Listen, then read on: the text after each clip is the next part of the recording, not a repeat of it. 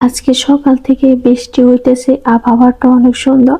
এবং কি বৃষ্টি যেহেতু হইতেছে একটু বিরিয়ানি রান্না করি, অনেক মজা লাগে বৃষ্টির দিনে বিরিয়ানি খেতে। তো যা কাজ তাই রান্না করতে চলে আসলাম। তো আসসালামু আলাইকুম everyone, back to my new blog. সবাই কেমন আছো? আশা করি সবাই ভালো আছো। তো যেহেতু বিরিয়ানি রান্না করবো, এখানে আমি ছোট ছোট মাংসগুলোকে কেটে নিয়েছি, তারপর এখানে পেঁয়াজ টমেটো কুচি করে রাখছি এবং কি চালগুলোকে ধুয়ে রেখে দিয়েছি, কারণ ঝুরঝুরি হলে অনেক মজা লাগে।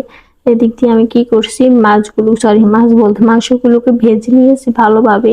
আমার ভিতরে কি একটা আলসি, আমি কি জানো, আমি সবসময় ভিডিও নিই কিন্তু ভয়েস দিতে একটু লেটে করি। তো আজকে চিন্তা ভাবনা করছি, আজকে রান্না করছি, এখন ভয়েসটা দিয়ে দিব আজকে যেহেতু একটু ফ্রি আছি। তো এখানে রান্নাটা করে নিচ্ছি, আমি যেহেতু কষায় রান্না করবো, আগাদি মাংসগুলোকে আমি ভালোভাবে এগুলোকে কষাই নেবো। এখন আমি মশলা সবকিছু দিয়ে দেবো। এখানে হলুদের গুঁড়া, মরিচের গুঁড়া এবং কি ধনিয়া গুঁড়া, লবণ, এখানে স্বাদ মশলা একটা আমি এখানে অ্যাড করছি।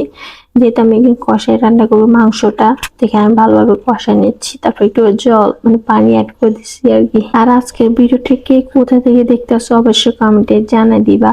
এখানে মশলা সবকিছু কষাই নেওয়ার পর আমি মাংসগুলোকে এখন দিয়ে দেবো।